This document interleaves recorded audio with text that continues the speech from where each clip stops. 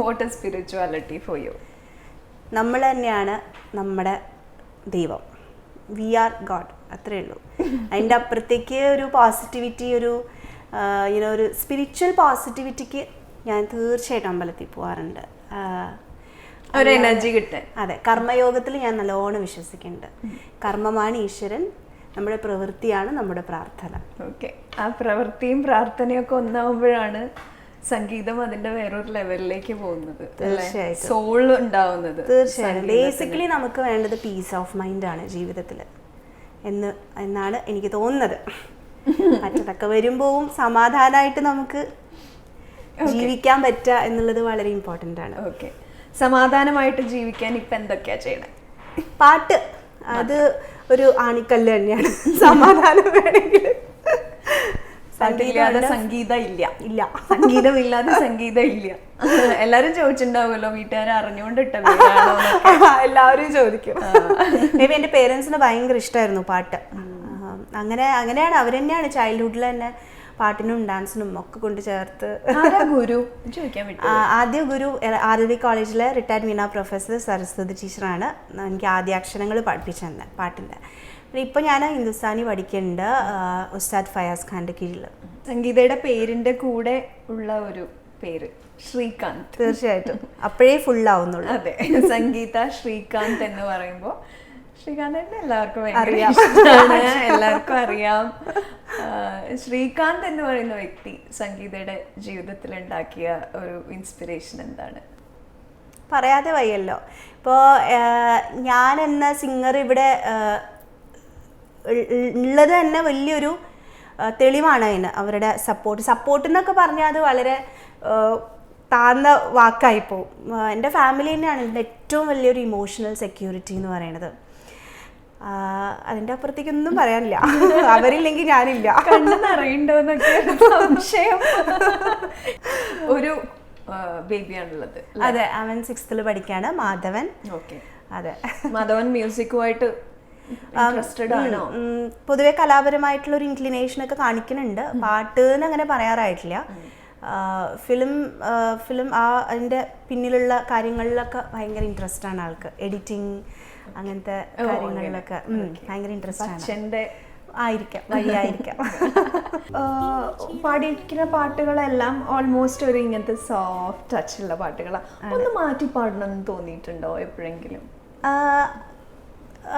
കുറച്ചുകൂടി ഒരു soft songs വിട്ടിട്ട് കുറച്ചുകൂടി പ്ലസൻ്റ് ആണ് ഇതെല്ലാം.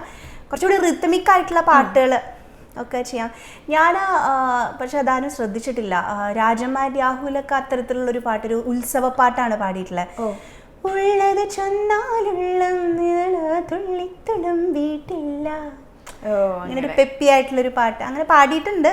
പക്ഷെ ആൾക്കാർ ശ്രദ്ധിച്ചിട്ടുള്ളത് ഇൻഡിപെൻഡന്റ് മ്യൂസിക് ചെയ്യുന്ന സമയത്ത് അങ്ങനെ എന്തെങ്കിലും ചെയ്തൂടെ? തീർച്ചയായിട്ടും അതൊരു നല്ല സ്കോപ്പ്. നമ്മൾ again end of the day കവറുകളിൽ എത്തി നിൽക്കുകയാണ്. ഇപ്പോൾ അടുത്ത കുറച്ച് പ്ലാനിങ്സ് കവറുകൾ തന്നെയാണ്. കാരണം ഞാൻ നേരത്തെ പറഞ്ഞല്ലോ, ലേമൻ്റെ ഇടയിലേക്ക് നമുക്ക് അക്സെപ്റ്റൻസ് ആദ്യം കിട്ടണമെങ്കിൽ കവേഴ്സൊക്കെ ചെയ്തിട്ടേ നമുക്ക് അടുത്തൊരു സ്റ്റെപ്പിലേക്ക് പോകാൻ പറ്റുള്ളൂ എന്ന് തോന്നുന്നു. അപ്പം കവേഴ്സ് അങ്ങനെ കുറേ പ്ലാൻ ചെയ്തിട്ടുണ്ട്. അതിൽ കുറച്ച് ഇതുപോലത്തെ പാട്ടുകളും കൂടി പെടുത്താം.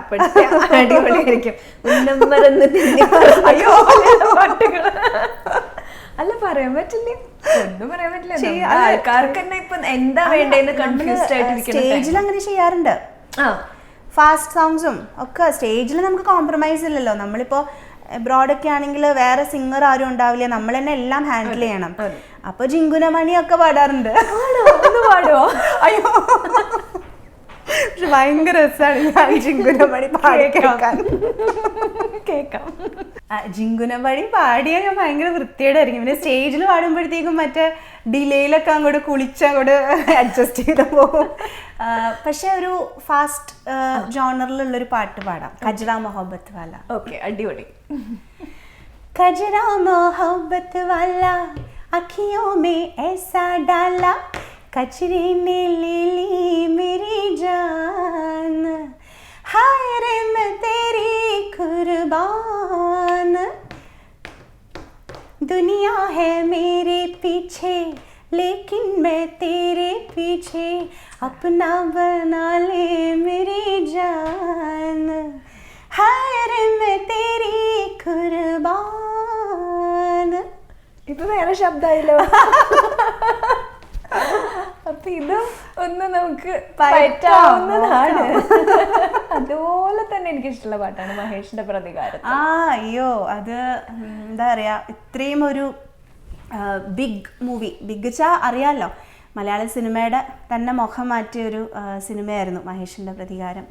ഒരു ഡിഫറെൻറ്റ് സ്റ്റോറി ടെല്ലിങ് അല്ലേ നമുക്ക് കാണിച്ചു തന്ന ഫിലിം. അപ്പം അതിലൊരു ഭാഗമാവുക, അത്തരത്തിലുള്ളൊരു വിജയിച്ച സിനിമയുടെ ഭാഗമാവല് വളരെ പ്രധാനമാണല്ലോ, ഈക്വലി ഇമ്പോർട്ടൻ്റ് ആണ്. സോ ഇൻ ദാറ്റ് വേ ആ ഒരു പാട്ട് എൻ്റെ കരിയറിലൊരു മൈൽ സ്റ്റോൺ സോങ് ആയിട്ട് ഞാൻ കരുതുന്നു. ഓക്കെ, ആ പാട്ടും കൂടി ഒന്ന് ഞങ്ങൾക്ക് വേണ്ടിയിട്ട് പാടിത്തരണം. അതിനു മുമ്പ് എല്ലാവിധ ആശംസകളും അറിയിക്കുകയാണ്.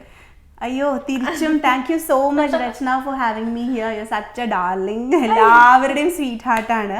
അപ്പോൾ ഈ ഒരു സൺഡേ ഫൺ ഡേ എന്നുള്ള പ്രോഗ്രാമിൽ എനിക്കും ഒരു ഫൺ ഡേ ആയിട്ടുണ്ട് ഇന്ന്. അപ്പം thank you so much for that. ആദ്യമായിട്ട് എങ്ങനെ ഒരാള് അയ്യോ അല്ല സൺഡേ ഫൺഡേ എന്നൊക്കെ എടുത്തു വളരെയധികം നന്ദിയുണ്ട്. Thank you so much. Yes. കാണാതെ മേലാകെ ജലക്കണമെറിയും മഴയുടെ കളിവാക്കിൽ അടിമുടി നനയും ഈ മണ്ണിലാ നീർത്തുള്ളികൾ ഉതിർന്നെത്തി അലിഞ്ഞെത്തി